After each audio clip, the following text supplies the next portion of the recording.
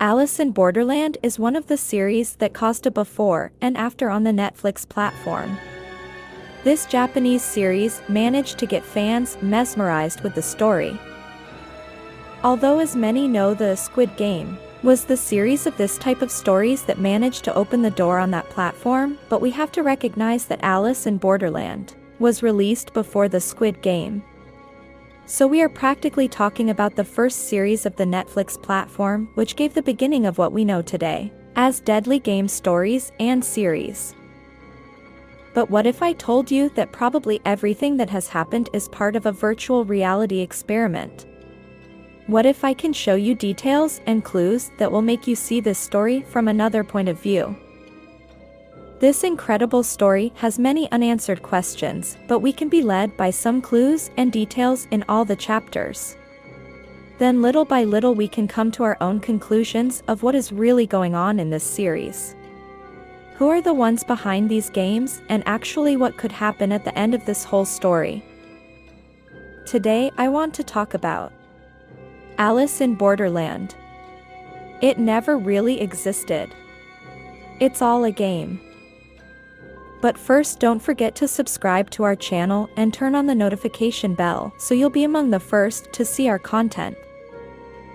The first season ended with many unresolved questions and with the expectation that now the next Deadly Games will begin, and that these would be worse than the first.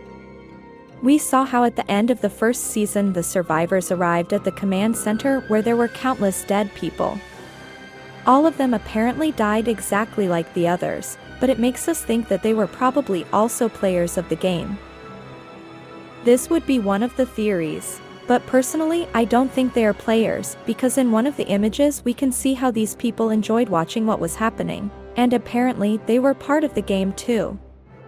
So probably these people were working for the organizers of the games, but at some point they all lost their lives. The curious thing about this last scene is that when they all arrived at this control center that was located in the subway of the train, several of the survivors were found. Among them was the same one who in the second chapter found the clue so that later they would finally find the place.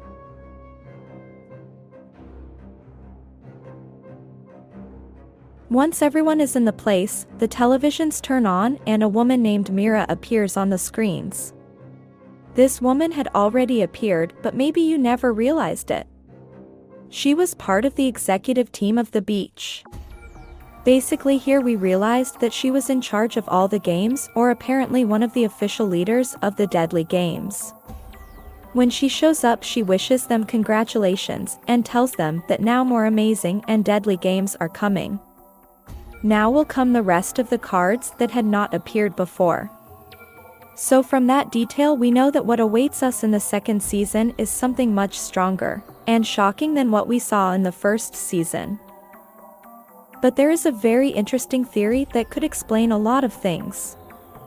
On the internet there is circulating the theory that everything could be part of a virtual reality experiment, and that then all the players are actually inside a kind of intelligence that makes them play in a different way from the rest of the games. In the series we see many things that make reference to the fact that this could be a virtual reality simulation, and maybe you could not notice it. One of the super interesting facts of this theory is that this girl, who appeared in the first chapters and occupied an important part of the story, gave us details of what could be the explanation of this whole story. In one of the chapters this woman says that she had heard of a virtual reality technology company that was about to start virtual reality experiments that could be like real life. From this information is that many have the theory that if these players are playing inside a virtual reality experiment, but augmented to a level that is real everything that happens in this game. But if it is possible that these players are participating in some sort of virtual reality experiment, then how come none of them remember it? How come they don't remember how they got into the game and it just seems so real? The theory is that the company probably gave them some kind of medication to erase their memories while they are playing the virtual reality game so that it is more real and they never realize that they are actually in a fake world and in a totally fake game. Let's remember that the lives of the main characters at the beginning were a total disaster. One of them had been fired. The other one had problems with his mother, and finally, we have the one whose parents could not stand to see him doing nothing.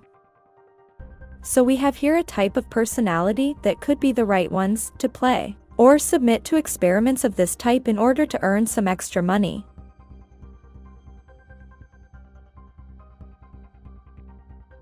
Another incomprehensible thing that we could see is that this same girl, when she arrived at the first game, had already been in the game for a week, so we can think that the time for everyone was not the same.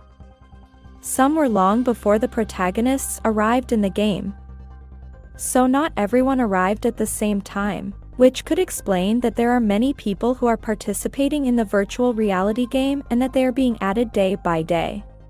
Another interesting thing is that at the beginning of the season and at the end of the season we can see something very mysterious that we still have no explanation for. It is at the beginning of the first chapter when they were just about to enter that bathroom in the subway to realize that everyone had disappeared. The three friends saw some fireworks which have no explanation. But at the end of the season we also see these same fireworks in the sky, which makes us think of two things.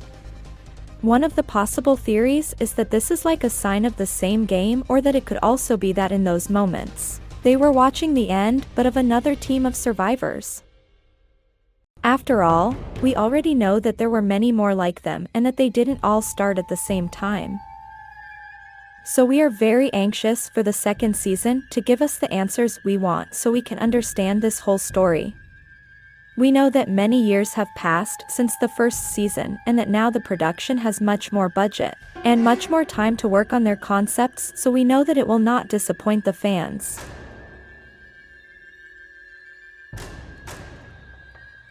But tell me, what do you think? Do you think it's all done by a technology company that is experimenting with human beings in a kind of very specialized virtual reality game? Or do you think that it is actually the work of a group of people who want to see people suffer and were as spectators as it happens in other stories such as the Squid Game? Leave me your comment so we can all read it. If you like this video, don't forget to share it with your friends.